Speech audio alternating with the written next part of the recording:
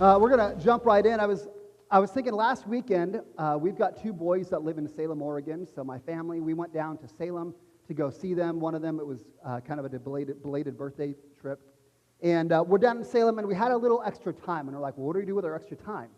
And so my wife pulls up her phone, and she's like, there's a Barnes and Noble. Anybody know what Barnes and Noble is? I know you young people, you're like, I don't know what that is.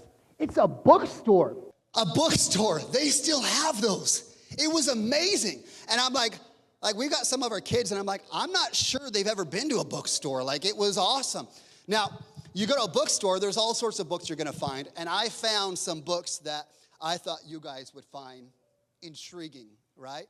So one book was literally called Spam, a biography.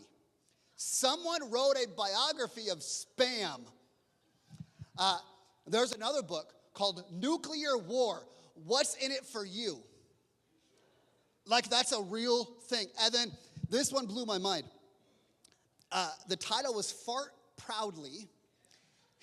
And then it was Writings from Benjamin Franklin that you never read about in school. All right, real books. You are welcome to read any of those books on your own. Now, what's interesting, every time I go to a bookstore, I'm always surprised at the amount of self-help books there are there, right? Like, the self-help section is just ginormous. The self-help industry in America has grown to a $41 billion industry. And it's funny because you walk through that section, and all these books have this like promise on the front cover. This will change your life. Your life will be revolutionized. Now, I will admit, in my lifetime, I've picked up several of these books. In fact, I was thinking about this. I've been in leadership, Christian leadership, for 20 years. And I'm not like the most naturally organized person. Some of you, I am thankful for your skills because I don't have those skills. And so I've had to grow in that. So there was a book, Getting Things Done by David Allen, that was just like really good for me. It was some really good wisdom and useful tools to help me in my leadership. I'm not going to say it changed my life, but it was really helpful. Now, it made me think, though, like all these self-help books, how many of us, like going through life, we're busy, we're overwhelmed, we're tired, we're all these different things. How many of us are searching for something? And so when that book promises to change your life, you're like, okay, I'm in. I'll give you my $15. I want to read that book because if this has a chance to make my life complete or satisfied, right? And we have all these, nowadays you have these life hacks, and it's like, oh, this life hack will revolutionize your parenting or your marriage or your life. And you're like, okay, I'll try it, whatever it is. It's crazy because like we live in a day and age where we are busier than we have ever been. I mean, the amount of things that we have going on, we've got work and school and kids and the world, we are doing more than any other generation before us. And the thing is, we live in this day where we have all these technological advances. These technological advances that are supposed to make our life easier and faster and better. I mean, think about this. Like 20 years ago, when you left for work, you'd bring a camera with you. You have to have a camera. And then you'd have to have like a date book that had your schedule in it. And then you'd have to have a book that had all of your contacts in it so you know who to talk to. And then you may have to have a GPS to know where you're going. And then you may even have a cell phone or a pager on top of that. Like nowadays, we've got all of that in this thing right here. It's supposed to make our life easier, but what do? We scroll through social media. We will laugh at memes. We watch puppy videos. Some of you people watch kitten videos. I can't believe it. But we spend countless hours doing that. It's supposed to make our life easier, right? Smart technology. It's supposed to make life better. What's interesting is I did a little looking this week. With all this technology we have that's supposed to make life better, 35% of Americans are sleep deprived. 1 out of 3 of us in this room are deprived of sleep. Again, we have this constant access to news and politics and accidents and scandals and all these different things. Is it any surprise that our stress levels have gone higher and higher and higher? And then, like we live in a culture, and I'm not faulting it, but we live in a culture that we are enamored with true crime. Like you go onto Netflix, how many of those shows are about true crime? And we binge watch those things. And then is it any surprise that anxiety is at an all-time high? In fact, when you look at our young people, 1/3 of our young people will struggle with an anxiety disorder. Like here we are in our culture. We are busier than ever. We work more than ever. We have more entertainment available to us. Are we any better off than the people before us? I mean, how many of us look at our life and think, man, rest is a luxury. Like I'd love to have luxury. I'd love to have that. I'd love to have rest, but it's like, maybe if we can get on a vacation, maybe then we can rest. Then we can finally disengage and catch up. See, I think that our culture is caught up in a storm where we are searching and striving for purpose, for joy, for peace, for satisfaction. And we live in this culture that tells us you just need to do more. You need to achieve more. You need to accomplish more. And if we're going to be honest, like a lot of us have come in this morning and we're just tired. We're exhausted. Physically, emotionally, spiritually. In fact, there's a book by John Mark Comer called The Ruthless Elimination of Hurry. And here's a quote from that book. It says, tragically, we continue to chase after our desires continually. The result? We're in a chronic state of restlessness. At worst, there's angst and anger and anxiety and disillusionment and depression. All of this leads us to a life of hurry, a life of busyness. We're overloaded, shopping, materialism, careerism. Life, which in turn makes us more restless. And the cycle spirals out of control. See, I think that describes the culture we live in. But what's interesting is in the very beginning of creation, the very beginning of God actually gave us a remedy to our restless souls. And I'm just going to say this. I think today might be one of the most practical and most important messages you are going to hear about God's gracious gift of a Sabbath rest that leads us to peace. So we're in a sermon series that we're calling Origin Story, where we're looking at the first 11 chapters of the Bible, first 11 chapters of Genesis, where we see the beginning of creation, we see the beginning of humanity, we see what's wrong in our world. You want to know what's wrong with your spouse, or what's wrong with your boss, or what's wrong with your kids? The answer is in this series. We're going to see all of those things. We were 3 weeks in. We saw the very first week. We saw Genesis chapter 1. We talked about how it's not about creation. We want to make it about, how old is the earth and all these things. Now, Genesis 1 has given us to know the Creator, not necessarily how the creation came about. We saw that in creation, we see the characteristics of God on display. And these things we read about, how God created, should lead us to worship Him and admire Him for who He is and what He's done. Last week, we saw how us, mankind, as broken as we are made in God's image, in His likeness, which gives us incredible value. The fact that imprinted on us is the image of God. And today, we're going to see what God does after He completes the creation story. We're going to see that God takes a Sabbath rest. And this Sabbath rest is not just a life hack. It is a gift that God designed from the very beginning that can literally change our lives.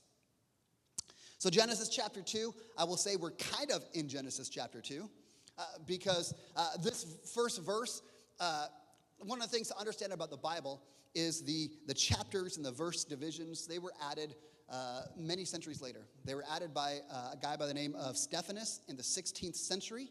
And while the chapters and verses are beneficial for us to know where we are and what we're looking at, they're not necessarily inspired by God. They weren't part of the original. So actually, a lot of scholars think chapter 2, verse 1 could have been the end of chapter 1. I digress, whatever. And so here's what it says. Chapter 2, verse 1. Thus the heavens and the earth were finished, and all of the host with them. Which means God's creation was finished. It was completed. There wasn't anything left to add.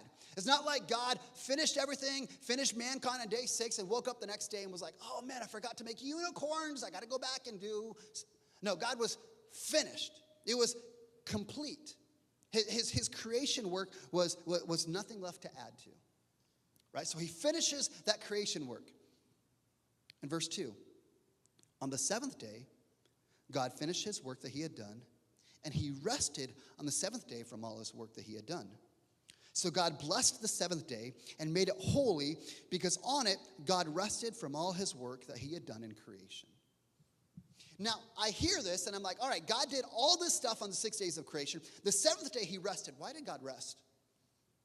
Was he tired? It was a lot of work doing all that creating stuff. I mean, well, of course we would say that God couldn't be tired. God is omnipotent. God is all powerful, right? God doesn't need a nap. He doesn't get tired. So why did he rest? Well, the key is this word rest in these 2 verses actually comes from the Hebrew word Sabbath, which simply means to cease. It means to cease. This is where we actually get the word Sabbath, comes from this word Sabbath. So basically what we're really reading is after these 6 days, on the 7th day, God ceased to do anything else. He ceased his creation work. And what happens is here in the very beginning of humanity, the very beginning of the earth, God is setting up a rhythm of a Sabbath rest. That for 6 days we work. For 6 days we make a living. For 6 days we take care of the house. For 6 days we do the garden. For 6 days we do the grocery shopping. For 6 days we do all those things. On the 7th day, God said it's a day of rest. It's a day to cease. It's a day to stop.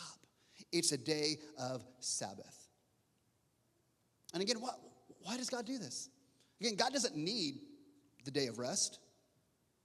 Why does God choose to rest? Because he's modeling a pattern for us. See, we're not God. Now, we like to think we're God. We like to play the role of God in our life. I want to be in control. I want all the power. I want to decide who I do and what I do and all those different things. But the reality is we're not God. We have limitations. We have needs. And God, out of his love for us, he establishes this Sabbath day, this day of rest, this day for us to simply stop and be and to cease. Now, what I want to do this morning is there's a lot of things we could talk about when we come to Sabbath. So what I want to do is I want to give us a theology of what the Sabbath is, so we understand this big idea of this gift that God has given to us. Then after that, we'll conclude, and this is where I think this may be revolutionary for some of us in this room, is I want to give us some practical tips on how do we Sabbath well? How do we find rest? How do we find that spot where God leads us to peace, where we don't have to live in the busyness of our world? So, theology of Sabbath. Number 1, Sabbath is not just a day off. It is actually a day to the Lord. I mean, I think we'd all say days off are good, right? Anybody like a day off? Yeah. Like our society typically gives us 2 days off, typically. And usually, what do we do on those days? Those days off, we catch up on everything else in life. We do the grocery shopping, we clean the house, we take care of the garden, we do all of our chores. We might do a project around the house. We might get our taxes done. Like we have all these things that we do. Or we get to our days off and we're like, man, let's go up to the mountains. Let's go fishing. Let's go to the lake. Let's do these different things. But notice, this is what it said in verse 3. It said, God blessed the 7th day and made it holy. See, when God says holy, it means it is set apart. It means it is different. It is better than the others. Now, all of the days of creation were special. All of the days of creation, they show us how awesome God is, how he is all powerful and unimaginable and intelligent. We see his grace and love in creation. But what's fascinating is none of those days does God call holy. Only the Sabbath day does he call holy and set apart to God.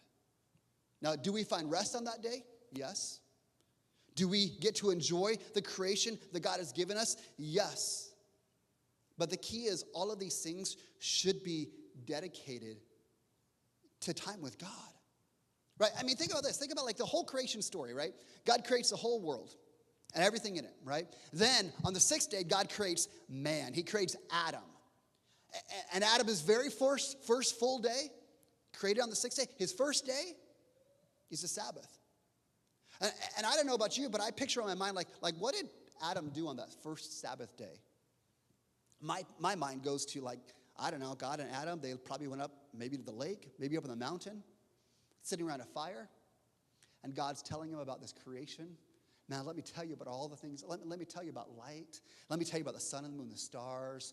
Let me tell you my mistake in creation, I'm making cats. Like, I don't know what I was thinking at that point. Like let me tell you all these things. And I picture Adam being like, amen, man, I don't know. No, I picture Adam just sitting in this and being like, God, this creation is amazing. God, you're wonderful. You gave us this whole thing. You made this for us. I picture Adam just enjoying the company of God. You see, we need to recognize that like the Sabbath day is not just a day off. It's not a day for us to catch up on all the other things or to go on a vacation. The Sabbath is a day to the Lord. That if we want to find rest for our souls, man, it's found not just in a day off. It's found in a day dedicated to the Lord. In fact, Jesus affirms this very idea. Jesus says in Matthew chapter 11, he says, come unto me, all who are weary and heavy laden. How many of you feel weary and heavy laden this morning? Yeah. He says, come unto me, all who are weary and heavy laden, and I will give you rest. Take my yoke upon you, and learn from me, for I am gently and lowly of heart, and you will find rest for your souls. Do you hear what Jesus said? Where's rest for your souls? Is it found in a day off? Is it found in going to the mountain, or is it found in me? It's found in him. This is such a big deal that if we're going to enjoy the rest that God has given us, it's not just from a day off. It's from a day off that we are communing with God. Number 2 this morning. Sabbath is not just a suggestion. It's actually a commandment. Right? You can look in Exodus chapter 20. This is a story of the 10 Commandments, right? The story of the 10 Commandments. Moses goes up to the mountain. He's meeting with God. He's got this time with God. And God gives him the 10 Commandments. Now, we read those commandments, and a lot of those are moral commandments. They make sense, right? Thou shalt not murder. We get that. That makes sense, God. Thanks for telling us that. Thou shalt not steal. We get that. That makes sense. But then he throws in this other commandment that remember the Sabbath day to keep it holy. And I look at that, and I get the murder thing. I get the lying and the stealing. But equal on seriousness of those things is this commandment to remember the Sabbath day. And I'm like, come on, God. Like, the Sabbath day doesn't seem as big of a deal as murder and lying and stealing. But to God, it is. To God, it's saying, listen, this is something I've done for you. It is a gift to you, and if you refuse to do it, you are going to suffer. In fact, this is interesting, I think. All the other commandments begin with, thou shalt do this or do that, right? Thou shalt not murder, thou shalt not steal. But this commandment, number 4, he says, remember the Sabbath day. See, he's pointing back to creation. Saying, no, I set this idea of Sabbath from the very beginning, that there's this day that we cease, there's this day that we dedicate to the Lord. This is why I think the 4th commandment, remember the Sabbath day, is the oldest commandment there is, because God gave it to us in creation. So number 1, Sabbath is a day to the Lord. Number 2, Sabbath is not just a suggestion, it's a commandment. Now this next one, I will say, do you ever like read the Bible? You're reading the Bible and you're like, man, I've read the Bible. I've read this so many times. And all of a sudden, like one verse just like jumps off the page at you. And like there's blinking lights and sirens going off. And you're like, whoa, look at me. I've never seen this before. Well, that was me this week. In Deuteronomy chapter 5, this is another telling of the 10 Commandments. Deuteronomy 5 verse 15 says this. Remember that you were a slave in the land of Egypt. And the Lord your God brought you out of there with a strong hand and outstretched arm. This is why the Lord your God has commanded you to keep the Sabbath day. You see, the third thing is a Sabbath day is a day for us to remember what God has done for us. It is a chance for us to remember our salvation. Like I don't know, like if you're not familiar with the story of Exodus, all right, here's what happened. God's people were slaves in Egypt for 400 years, a long time. And one day, they just walked out free. And the question is, well, how did they walk out free? What did they do, right? Did they have like a political riot? Did they charge the capital? Like, what did they do to free themselves? Was it their wisdom? Was it their grit and determination? No, God's like, you didn't do a darn thing to get out of Egypt. I did it. I led you out. I gave you freedom. And so God is telling the people, listen, I want you to remember what I've done for you on the Sabbath day. Remember, I got you. Remember, I'm the deliverer. Remember, I'm the provider. I'm the sustainer. Your salvation, your freedom, your healing. You have those things not because you're smart and not because you're capable. You have those things because I have given them to you. I'm the source of those things. This is huge. And he actually instructs us on the Sabbath, remember what I have done for you. In fact, in Genesis chapter 2, our text we read this morning, like my favorite word is in verse 1, it says, when God finished his work, finished, completed, nothing else to add. When God finished his work, that word finished, where else do we see that word finished in Scripture? Well, in John 19, Jesus had been arrested, he'd been falsely accused, he'd been beaten and whipped, and then he was hung on a cross. And on that cross, he's taken our sins upon himself, he's taken our wrongs upon himself, he's suffering in our place. And as verse 30, he says, it is finished. And then he gave up his spirit. What was finished at that point? It was a work of redemption. It was our salvation. That God, through Jesus, he finished our salvation on that cross. There's nothing else to add. Right? Do you understand this? Like in salvation, like when we come to God, we don't come to him and be like, look, God, I have all this to offer you. No, we come to him broken as sinners. We don't have anything to add to salvation. He did it all on the cross for us. He says, it is finished, means there's nothing else to add to it. I've accomplished your salvation. It's all about him. And so when we look at this idea of a Sabbath day, it's a day to remember, man, it's not about me. It's not about me doing all these things to be great and wonderful and to achieve. It's a day about what Jesus and he's done for me. He's the one who saves. He's the one who redeems. He's the one who provides. He's the one who opens doors. He's the one who gives second chances. He's the one who heals. He's the one who accomplishes. And this is an opportunity for us to stop our busy lives of doing and achieving and simply to say, man, God, look at what you've done. I'm here today, God, because of what you've done for me. In fact, I think the Sabbath day is really all about trust. When God commands us to take a day of rest, to take a day to stop achieving and simply be with him, it's simply a matter of trust. I mean, why do we feel the need to frantically do everything and try and control everything around us? Any of us guilty of that? You feel that weight? Man, I got to get everything just right. Why do we do that? Because we think it depends on us. We think our success comes because of our strength and our wisdom and our knowledge and our accomplishments. This is why we're stressed and overwhelmed and anxious, because we are gripping so tightly onto life. We're gripping and trying to make everything work out. We're gripping so hard trying to make our work a success and our financial future a success and our kids a success and all these things. We're working so hard and we're tight-fisting. We're like, oh man, this is not restful. This is exhausting. Psalm 127 says, Unless the Lord builds a house, listen to this, those who labor build it in vain. Is that a word for any of us in this room? Unless the Lord watches over the city, the watchman stays awake in vain. In vain do you rise up early and go late to rest, eating the bread of anxious toil. Do you know what he just said? In vain we do those things. In vain we run ourselves ragged trying to accomplish everything. Because unless the Lord builds a house, we're just laboring in vain. We're wasting our time and our effort.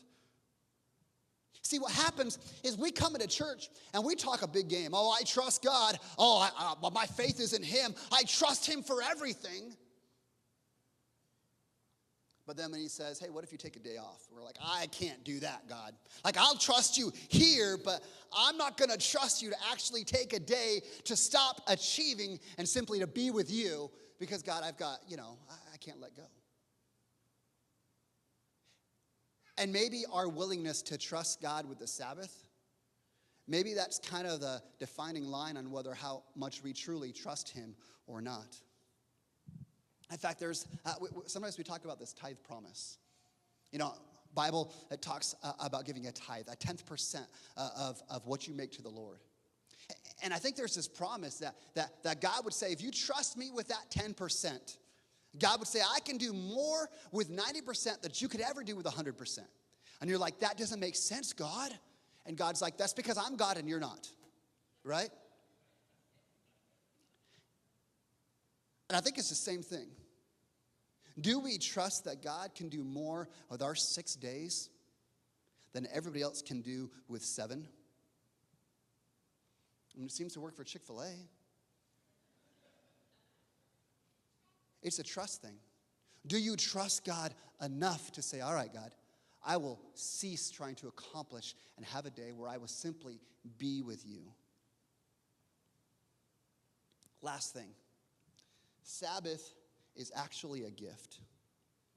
See, what happens, and this happens with the people of God, I don't know why we get so confused about this, is we take what God asks of us, and we were like, all right, let me break it down to a rule, right? Just give me some rules that I have to follow, and what do I have to do? God's people have done this for forever, right?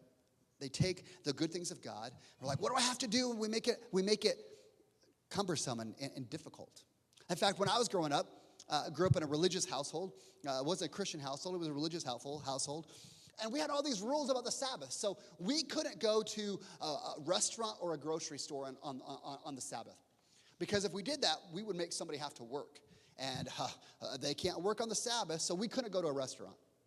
I couldn't go and play with my friends on the Sabbath. It was like, no, you can't go play with your friends. You have to sit and just think holy thoughts and just do nothing.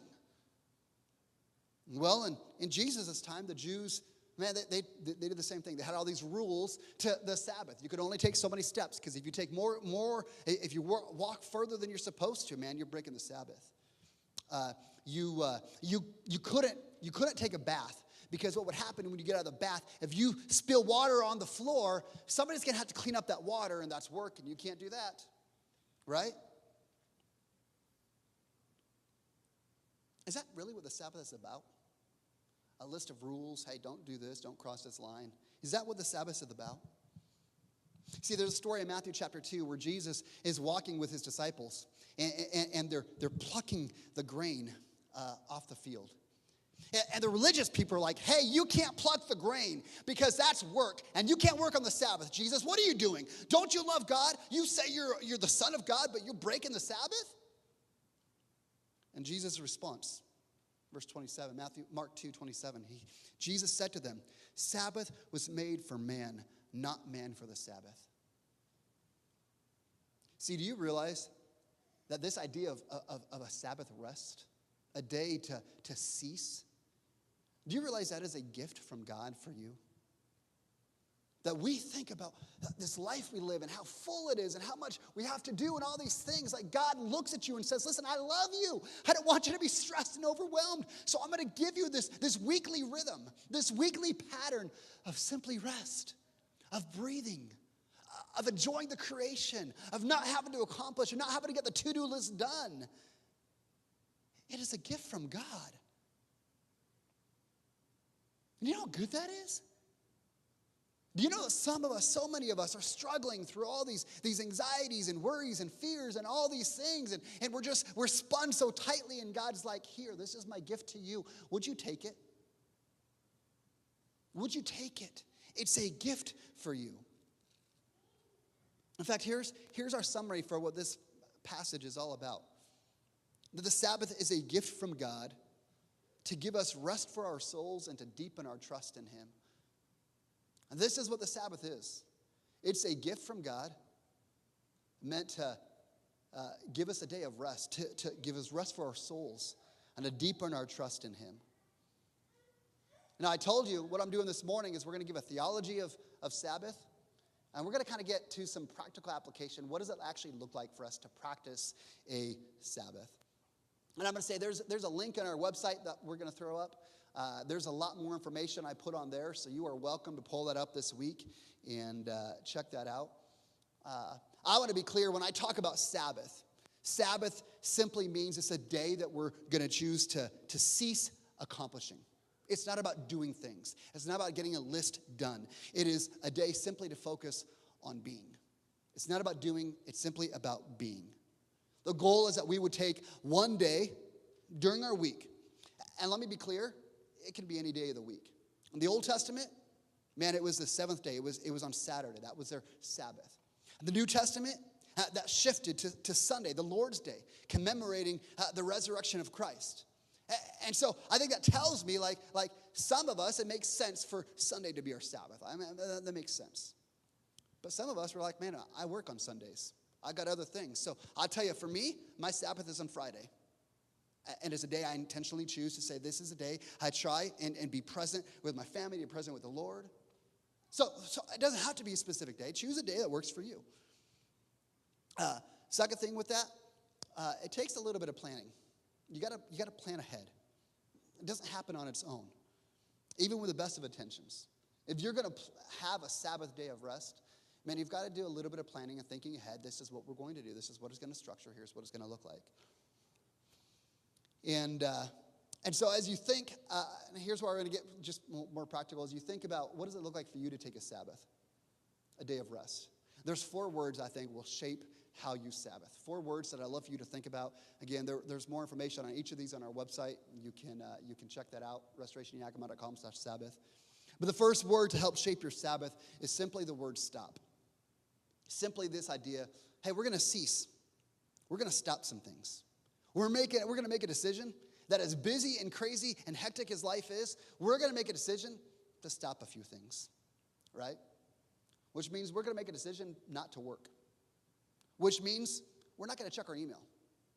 Which means we don't have to respond to every text message that comes through. You don't. The world's not going to fall apart if you don't respond to a text message for a few hours. Ceasing means I'm going to choose not to worry about the to-do list of the house. That maybe the laundry didn't get done. That's okay. It's not the end of the world. We're going to choose to cease trying to accomplish things. Man, and I'll say this. Like we live in a technological age, and I think maybe one of the healthiest things you can do is on your Sabbath day, cease from this stupid thing, right? Turn it off, put it in your bedroom, and put it away. Again, the world's not going to fall apart if you don't respond to every text message. And the world's not going to fall apart if you don't see every notification that comes on social media, right? I mean, here's what we do. We live in this age where we are so tired. We're running ragged. And what do we do when we have a little bit of time? We scroll on social media or we binge watch something on Netflix. Are those things actually filling to you? Or are they just mind-numbing activities, distractions from life? No, we're going to avoid mind-numbing things. We're going to choose to stop and cease some of those things that aren't necessarily filling to us. Second word to shape your Sabbath is rest. That we're going to be intentional to choose some things that are restful, not just distractions. We're not talking about scrolling through social media. We're talking about some things that actually give us rest.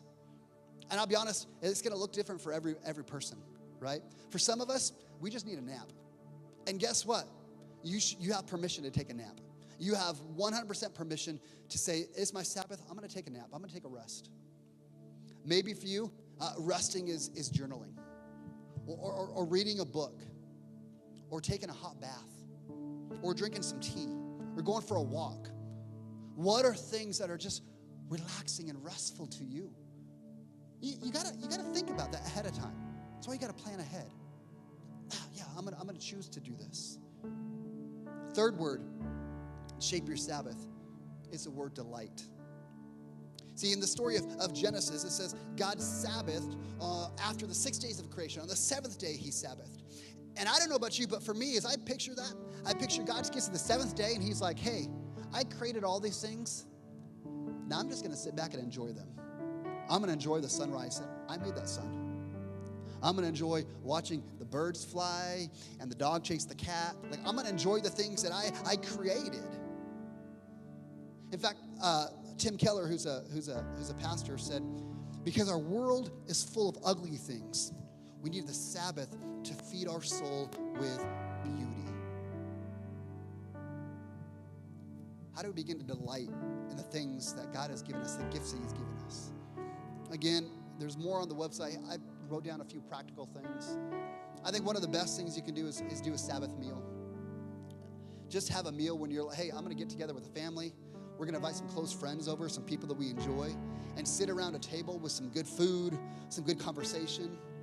Don't forget dessert. You need dessert. It's Sabbath. Calories don't count. You can enjoy that again. And around that table, you have this intentional conversation.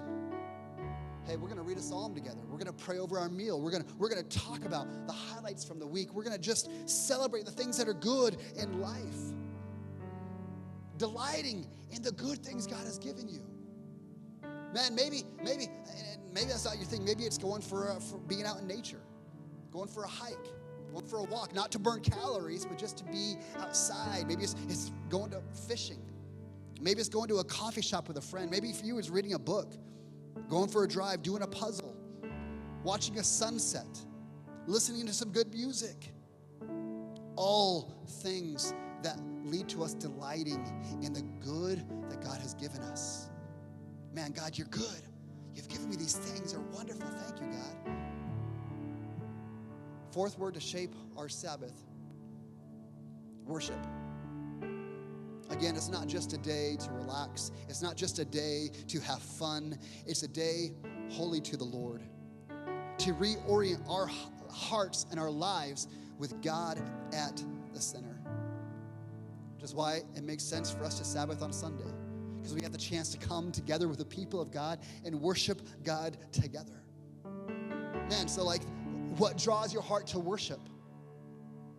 Church, reading some scripture together, some worship music, writing in a gratitude journal. Man, like these things are they're practical. But we got to recognize, like, this is a gift that God has given us, and we live in a society that we're overwhelmed with everything going on. And I tell you what, I think that if we made a decision to say, man, I'm going to do this. I'm going to dedicate myself to honoring the Lord, to honoring a Sabbath in my week. I think the Lord would do some things in your life that you wouldn't even imagine. Rest, peace, joy. That your other 6 days would look different because you have this opportunity just to be with the Lord, to reorient your life. And I'll close with this, the words of Augustine. He said, our hearts are restless until they find rest in Him. The Sabbath is good.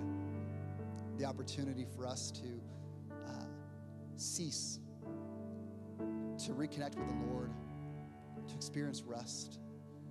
It's a gift. It's one that we lack so much. It's one I can't say enough. I hope that you will put this into practice.